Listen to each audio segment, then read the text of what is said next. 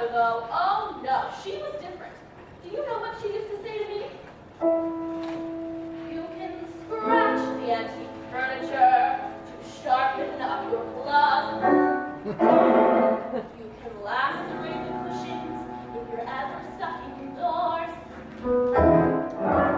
You can dig up all the flowers from the freshly planted beds.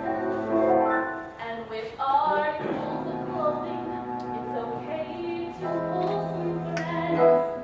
But I remember as a kindergarten kitten, one phrase that left me singularly smitten. You can play with your food before you eat it. You can chew your chow before you chew. You can play with your food, you can't eat it. So don't let me play with you. You can play with your food before you bite it. You can toy with your chocolate before the lunch. You can play with your food while you bite it.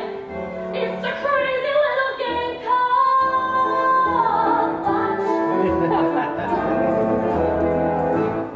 So tell me, Ducky, what would you like to play?